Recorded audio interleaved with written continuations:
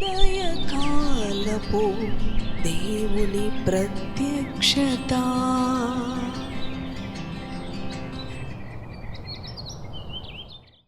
Praise the lord, హల్లెలూయా. ప్రభునందు ప్రియ దేవుని బిడ్డలారా, ప్రభు యొక్క అత్యంత కృపను బట్టి మరి యొక్క ఉదయకాల దేవుని ప్రత్యక్షపు వాక్కులోనికి వచ్చి ఉన్నాము.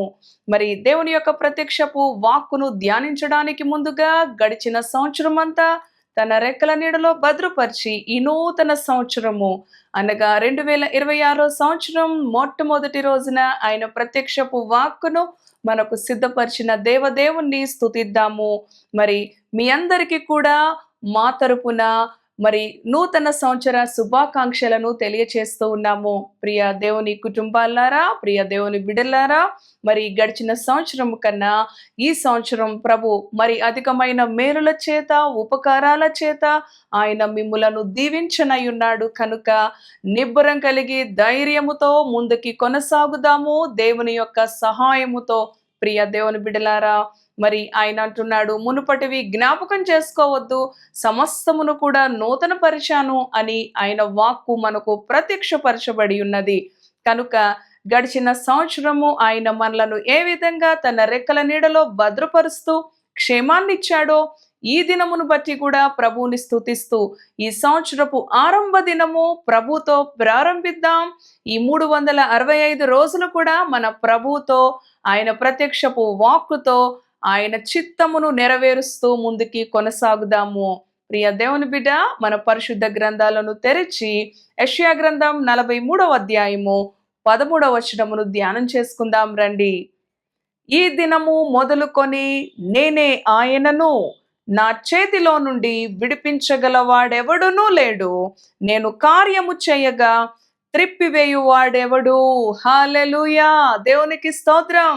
చూడండి, ఈ మొట్టమొదటి రోజున ఆయన అంటున్నాడు కదా, ఈ దినము మొదలుకొని అంటూ ఉన్నాడు. ప్రియ దేవుని బిడ్డలారా, ఈ నూతన సంవత్సర ప్రారంభ దినములో మరలా మనము అవును గడిచిన 2025 సంవత్సరము మరి అది గతించిపోయినది.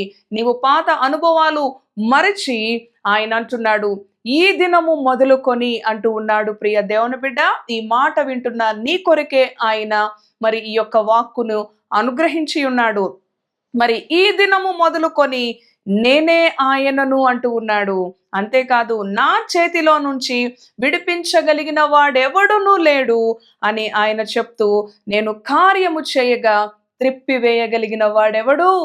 హల్లెలూయా, ఎంత శక్తి కలిగిన దేవుని వాక్కు ప్రభు ఈ రోజున మనకు అనుగ్రహించాడు. ఎందుకో తెలుసా? ఆయన నిన్ను ప్రేమిస్తూ ఉన్నాడు. ఆయన నిన్ను తన రెక్కల నీడలో భద్రపరుస్తూ నీ కొరకు ఉన్నత ప్రణాళికలు కలిగి ఉన్నాడు, ఉన్నత ఉద్దేశాలు కలిగి ఉన్నాడు, నీ పైన ఆశ పెట్టుకొని ఉన్నాడు. ప్రియ దేవుని బిడ్డ, తల్లి గర్భములో ఉండగానే ఆయన నీ కొరకు ఆశ పెట్టుకొని ఉన్నాడు.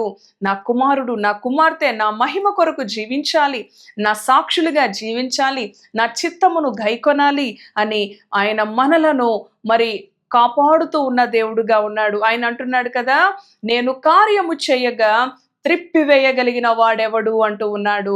అవును ప్రియ దేవుని బిడ్డ, కనుక నీ జీవితంలో ఈ దినము మొదలుకొని ఈ మొట్టమొదటి దినము మరి ఈ నూతన సంవత్సర ప్రారంభ దినములోనే ప్రభు అంటూ ఉన్నాడు, నేనే ఆయనను కదండి, నేనే ప్రభువుని, నేనే రక్షకుడిని, నేనే విమోచకుడిని, నేను కార్యము చేయగా ఎవరు కూడా దానిని త్రిప్పివేయలేరు. హల్లెలూయా. ఈ రోజున మరి ఏ పరిస్థితులను బట్టి ఎవరి గురించైనా భయపడుతూ ఉన్నావా? నీకన్నా బలవంతుల గురించి భయపడుతున్నావా? ఎవరి గురించి నువ్వు భయపడని అవసరం లేదు. ఆయన కార్యము చేయగా త్రిప్పగలిగిన వాడు ఎవడు లేడు. ఆయన నిన్ను దీవించగా నిన్ను ఎవ్వరు కూడా మరలా ఆ దీవెన నీ నుంచి తీసివేయలేరు.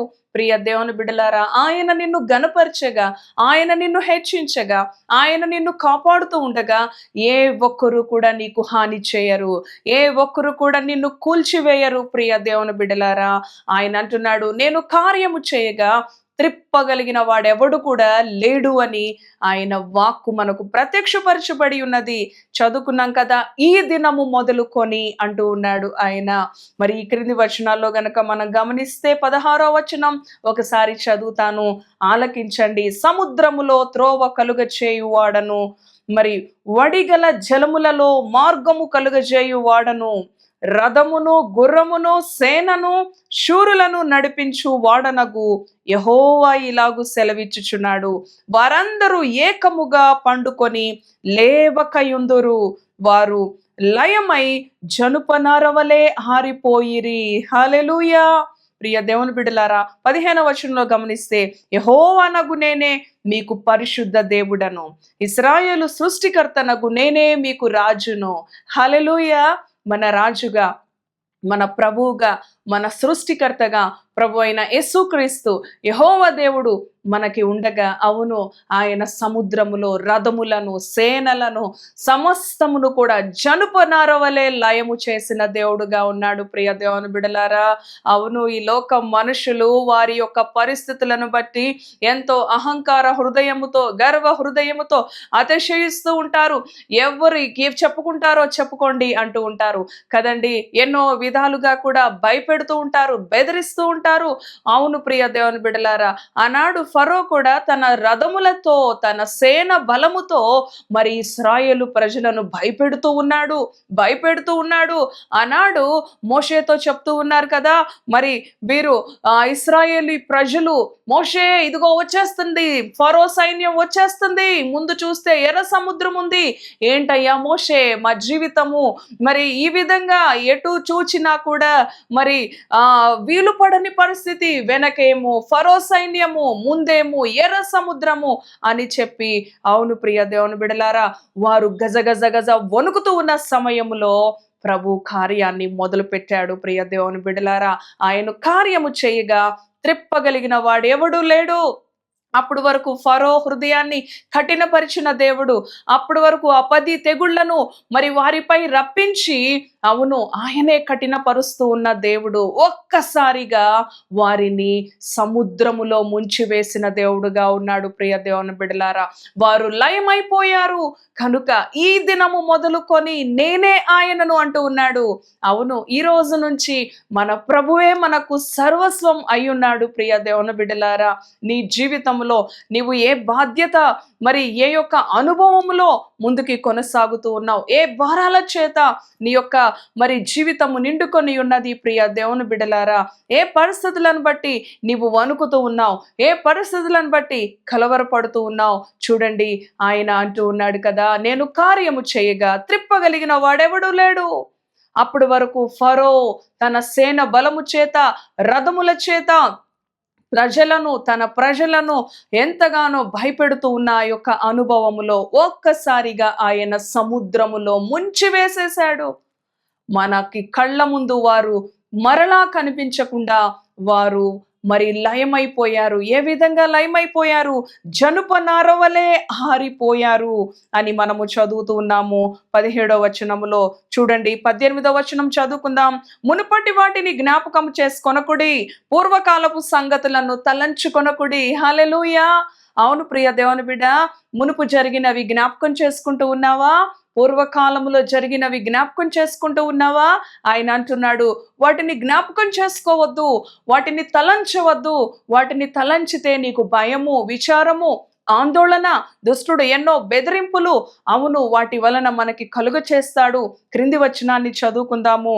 ఇదిగో నేనొక నూతన క్రియ చేయుచున్నాను, ఇప్పుడే అది మొలుచును, మీరు దానిని ఆలోచింపరా? నేను అరణ్యములో త్రోవను కలుగజేయుచున్నాను, ఎడారి నదులను పారజేయుచున్నాను, ఎడారిలో నదులను పారజేయుచున్నాను. హల్లెలూయా. చూసారా, మునుపటి సంగతులను జ్ఞాపకం చేసుకోబాకు. మరి గడిచిపోయిన సంగతులను, పూర్వకాలపు సంగతులను జ్ఞాపకం చేసుకొని, ఎంతో మంది అంటూ ఉంటారు, మరి మా కుటుంబంలో ఈ విధంగానే మరి ఈ యొక్క అనుభవాలు అని, మరి చూడండి గతించిపోయిన వాటిని వారు జ్ఞాపకం చేసుకుంటూ, మరి వారు ప్రస్తుతం ముందున్న దినాలలో, ప్రస్తుతం ముందున్న జీవితంలో మరి వాటినే వారు ఆలోచిస్తూ, వాటినే జ్ఞాపకం చేసుకుంటూ, అవును ప్రియ దేవుని బిడ్డలారా, వారి జీవితాల్లో ఎలాంటి ఆనందాన్ని కూడా వారు పొందుకోకుండా మరి వారి జీవితాలను మరి వారు కొనసాగిస్తున్న వారుగా ఉన్నారు. అందుకే ప్రభు అంటున్నారు, అంటున్నాడు, మునుపటి సంగతులు జ్ఞాపకం చేసుకోవద్దు, పూర్వపు సంగతులను తలంచవద్దు, ఇదిగో నేను ఒక నూతన క్రియ చేస్తా ఉన్నాను, అది ఇప్పుడే మొలుచును అంటూ ఉన్నాడు. అంటూ ఆయన ఏమంటున్నాడో తెలుసా? అరణ్యములో త్రోవను కలుగ చేస్తాను అంటూ ఉన్నాడు. ఏవండి, అరణ్యములో త్రోవను కలుగ చేయటం అంటే ఎంత అసాధ్యమైన పరిస్థితి అది కదండి. అడవి ప్రాంతంలో, అరణ్యములో త్రోవను కలుగ చేసిన దేవుడు, నదులు, మరి ఎడారిలో నదులను ప్రవహింపచేసిన దేవుడు, నీరు లేని ప్రాంతాలలో ఆయన నదులను ప్రవహింపచేసిన దేవుడుగా ఉన్నాడు తన ప్రజల కొరకు. ప్రియ దేవుని బిడలారా, ఆనాడు మారా చేదైన అనుభవంలో ఉన్నప్పుడు మరి ఆయన చూడండి, బండ నుండి నీటిని అనుగ్రహించాడు వారికి. ప్రియ దేవుని బిడలారా, అంతేకాదు అరణ్యంలో వారు మరి నడుస్తూ ఉన్నారు, ఆయన వారికి త్రోవను కలుగ చేసి ఉన్నాడు. ఆ అడవి ప్రాంతంలో, అరణ్య ప్రాంతంలో, మరి అదొక భయంకరమైన ప్రదేశంలో, నిర్మానుష్యమైన ప్రదేశంలో ఆయన వారికి పగలు మేఘస్తంభముగా, రాత్రి అగ్నిస్తంభముగా ఉండి, ఏ విషపు జంతువులు కూడా, ఏ సర్పాలు కూడా అవును వారికి హాని కలుగ చేయకుండా వారిని తన రెక్కల నీడలో భద్రపరిచి సురక్షితంగా నడిపించిన దేవుడుగా ఉన్నాడు. ఆ దేవుడే ఈ రోజున నీతో అంటూ ఉన్నాడు, ఈ దినము మొదలుకొని నేనే ఆయనను, ఈ దినము మొదలుకొని నేనే నీ జీవితంలో కార్యము చేసేవాడను, నేను కార్యము చేయగా త్రిప్పగలిగిన వాడెవడు? ఎవడు లేడు. హల్లెలూయా.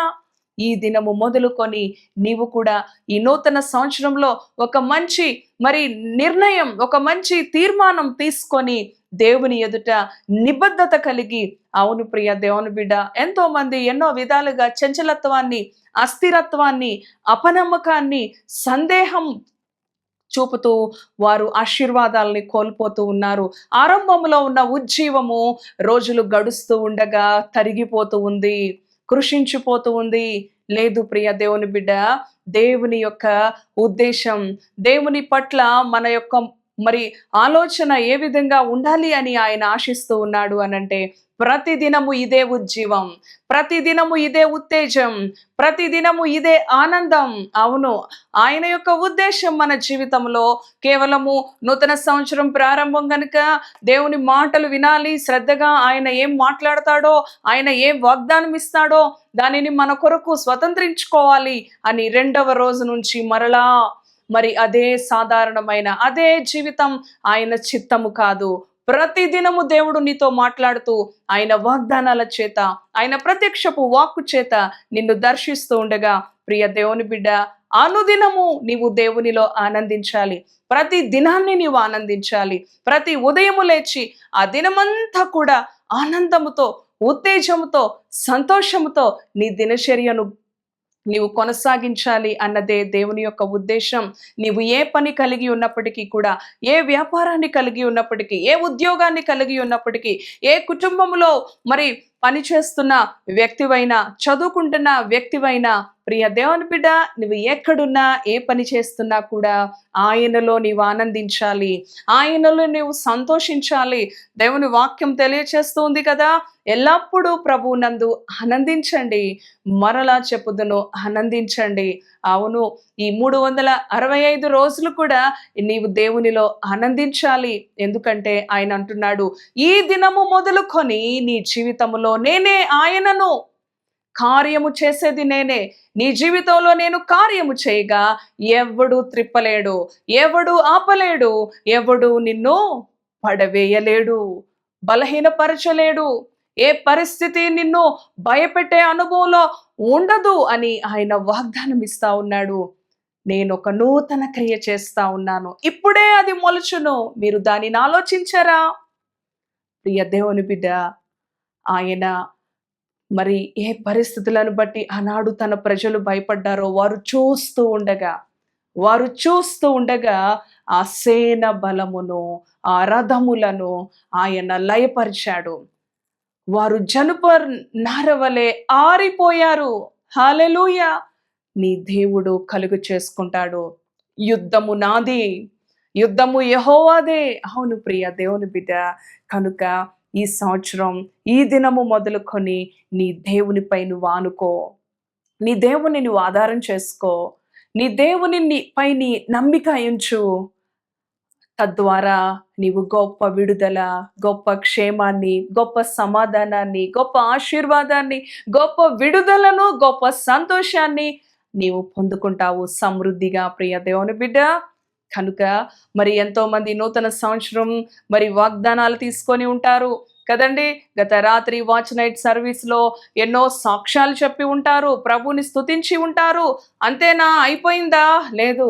ఒక మరి నెల రోజులు మరి ఈ యొక్క జనవరి మాసం అంతా కూడా కొంచెం మరి వాక్యము నందును ప్రార్థన యందును ఉంటారు. ఫిబ్రవరి రాగాలనే మరలా యథావిధి జీవితం. కానీ 2026వ సంవత్సరం ఆ విధంగా మన జీవితం మారకుండా దేవుని హస్తాలకు అప్పగించుకుందాం.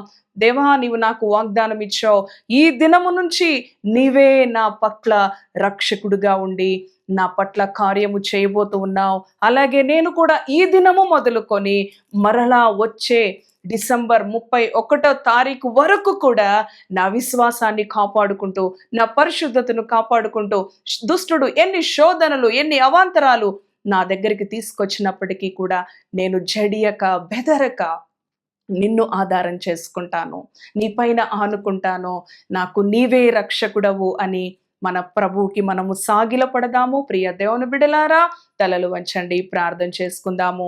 పరిశుద్ధుడా, కృపగలిగిన తండ్రి, జీవము కలిగిన యేసయ్యా, నీ ఘననామానికి వందనాలు. అవును ప్రభువా, ఈ దినము మొదలుకొని నేనే ఆయనను అంటూ ఉన్నావు తండ్రి. నేను కార్యము చేయగా త్రిప్పగలిగిన వాడెవడు అంటున్నావు ప్రభువా. అవునయ్యా, ఈ ఉదయకాలము 2026వ సంవత్సరం మొట్టమొదటి రోజున ఈ దినము మొదలుకొని నీ బిడల జీవితంలో నీవు కార్యము చేయబోతున్నందుకు స్తోత్రాలు. దానిని ఆపగలిగిన శక్తి ఈ లోకములో ఎవరికి లేదు ప్రభువా. తండ్రి, నీకు స్తోత్రాలు. మునుపటి సంగతులు జ్ఞాపకం చేసుకోవద్దు అంటున్నావు, పూర్వపు సంగతులను తలంచవద్దు అంటూ ఉన్నావు. ఇదిగో నీ ఎడల నూతన కార్యాన్ని చేస్తా ఉన్నాను, అది ఇప్పుడే ప్రారంభం అవుతుంది, అది ఇప్పుడే మొలుస్తూ ఉంది, దానిని మీరు ఆలోచింపరా? అవును ప్రభువా, నీ బిడ్డలను ఆశీర్వదించండి.